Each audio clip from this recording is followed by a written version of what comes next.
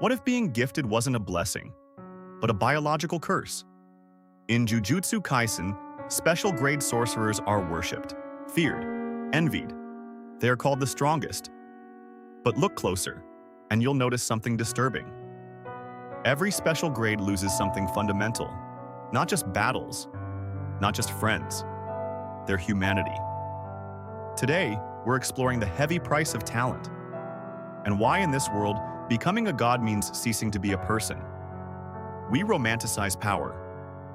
Special grade sounds like status, prestige, elite. But structurally, it creates a permanent power gap. A gap so large it makes genuine connection impossible. When one person can erase a city block, how do they relate to someone who fears a single curse? This gap isn't just physical, it's psychological. The more capable you are of saving others, the less you understand their vulnerability. And envy hides this reality.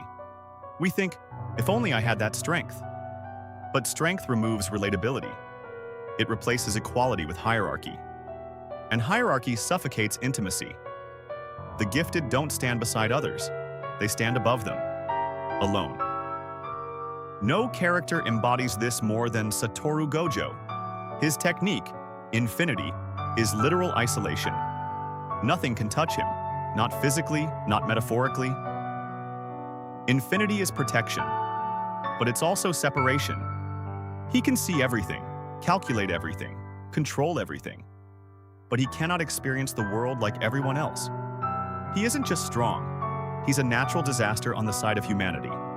And when you are required for survival, but feared for your magnitude, you become a tool, not a person. Gojo's identity slowly collapses into a single label, the strongest.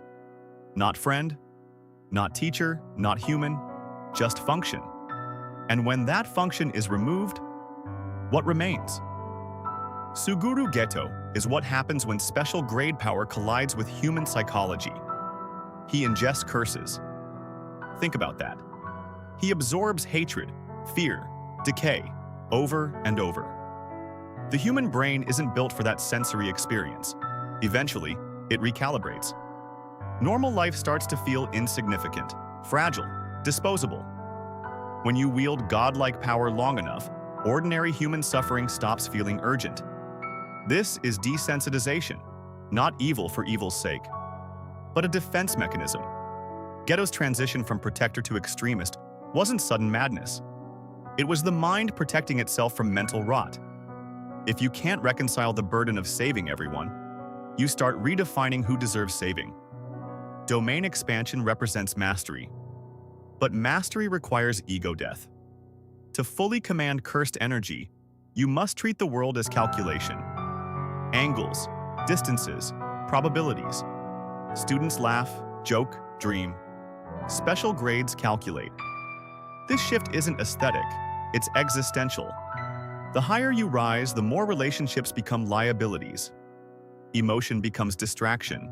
Connection becomes weakness. To reach the pinnacle, you must sacrifice the self that once cared about being understood. At the peak of Jujutsu society, what do we find? Isolation, broken friendships, unfinished dreams. The pinnacle isn't a throne, it's a graveyard of discarded identities. The irony is brutal. The stronger you become, the less human you remain. The system needs gods, but gods cannot live human lives. And that is the true curse, not cursed energy, not monsters, but a world that demands divinity from people. Maybe Jujutsu Kaisen isn't a story about defeating curses. Maybe it's about surviving talent.